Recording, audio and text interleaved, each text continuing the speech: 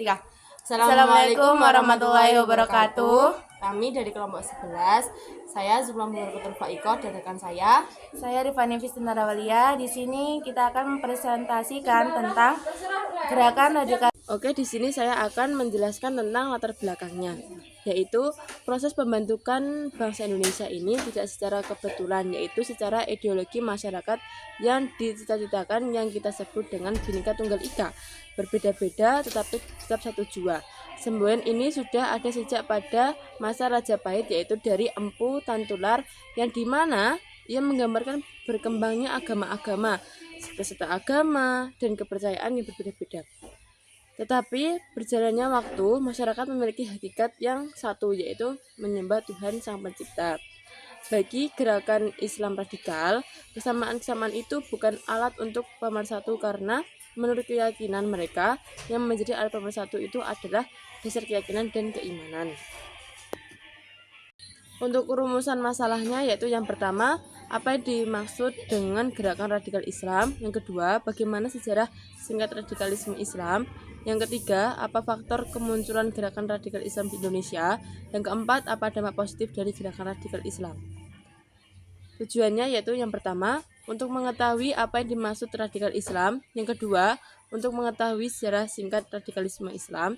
Yang ketiga, untuk mengetahui faktor kemunculan gerakan Islam di Indonesia. Yang keempat, untuk mengetahui dampak positif dari gerakan radikal Islam.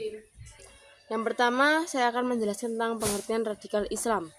Istilah radikalisme dalam agama jika dikaitkan dengan bahasa Arab, belum terdapat dalam kamus bahasa Arab. Istilah tersebut murni produk Barat dan sering dikaitkan dengan fundamentalisme Islam. Dalam tradisi Barat, istilah fundamentalisme Islam sering disalahartikan dengan istilah lain, seperti ekstremisme Islam menurut Gilles Kepel dan ekstremisme Islam menurut Emmanuel Sifan, integralisme, kebangkitan, atau Islamisme. Istilah-istilah ini digunakan untuk menggambarkan gejala-gejala kebangkitan Islam, kadang-kadang cukup ekstrim, yang melibatkan militansi dan fanatisme. Dan di sini radikalisme itu dibagi menjadi dua, yaitu gerakan radikalisme Islam krisis dan gerakan radikalisme Islam fundamental. Untuk gerakan radikalisme Islam kritis itu, yaitu adalah gerakan ini muncul karena adanya tekanan sosial, sewenang-sewenangnya, dan ketidakadilan yang dilakukan oleh pemerintah kolonial atau penjajah. Jadi, di sini gerakan radikalisme Islam itu kan dibagi menjadi dua. Nah, gerakan Islamisme Islam yang kritis, yaitu gerakan ini yang pada waktu pemerintahan kolonial atau penjajah, dan di situ penjajah itu sewenang-wenangnya, tidak adil kepada masyarakat, sehingga dia melakukannya seenaknya sendiri.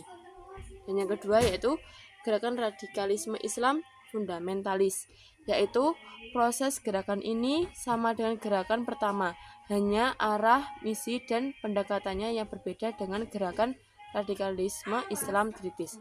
Gerakan ini lebih merupakan gerakan ideologis daripada gerakan sosial, dan gerakan ini lebih mementingkan memasukkan ideologi Islam ke dalam struktur sosial daripada membawa perubahan sosial.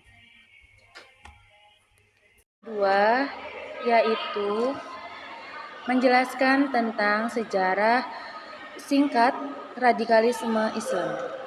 Radikalisme berasal dari kata Latin radix, yang berarti akar. Pemahaman ini memerlukan perubahan dan reformasi besar agar berhasil.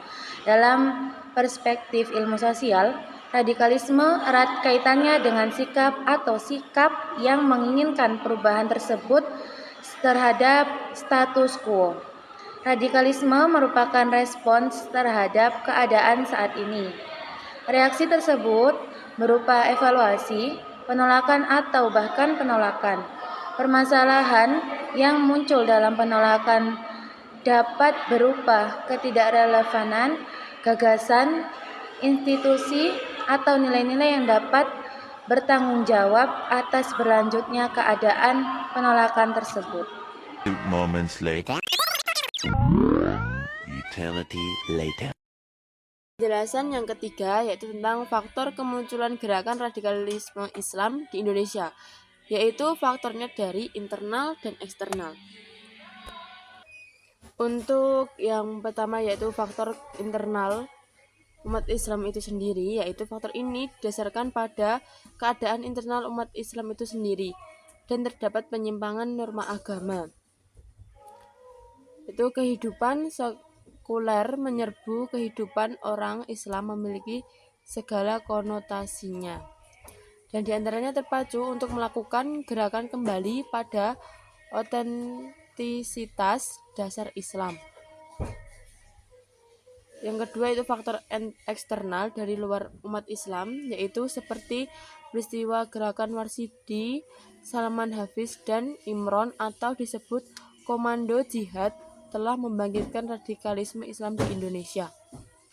Demikian pula krisis kepemimpinan pasca Orde Baru yang diwujudkan dengan lemahnya penegakan hukum, seperti yang terjadi di Ambon, dan lalu ketika maksiat muncul di masyarakat, menjadikan hukum Islam sebagai solusi terbaik atas Adapun dampak positif dari gerakan radikal Islam. Dampak radikalisme ini terhadap perkembangan sejarah Islam menunjukkan bahwa permasalahan politik sangat kuat dan erat kaitannya dengan perilaku kekerasan yang kita kenal dengan istilah radikalisme, yang pada akhirnya berdampak pada agama sebagai simbol pemeluknya. Meski sejarah tersebut menunjukkan bahwa konflik khilafah yang terjadi sejak itu pemerintahan Khalifah Umar bin Khattab.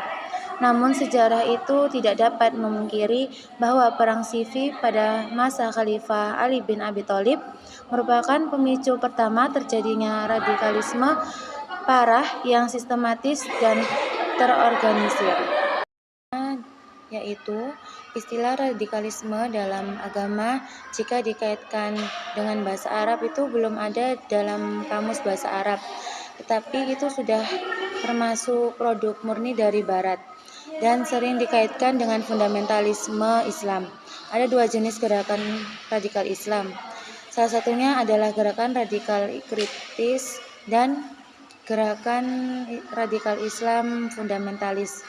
Radikalisme adalah suatu gagasan atau sikap yang ditandai dengan 4 hal ciri-cirinya, yaitu yang pertama, tidak toleran, yang tidak mau menghargai satu sama lain. Terus yang kedua, maraknya gerakan radikal Islam ini disebabkan oleh faktor.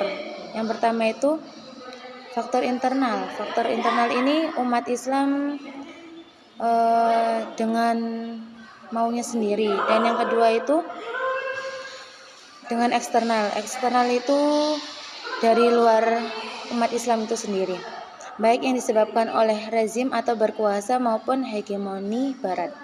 Dampak radikalisme tersebut ini berkembang secara Islam menunjukkan bahwa kekerasan politik sangat kuat.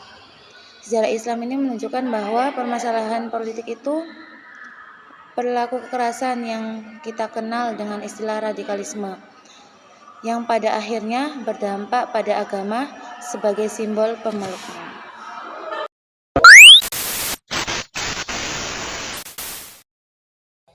Sekian presentasi dari kami.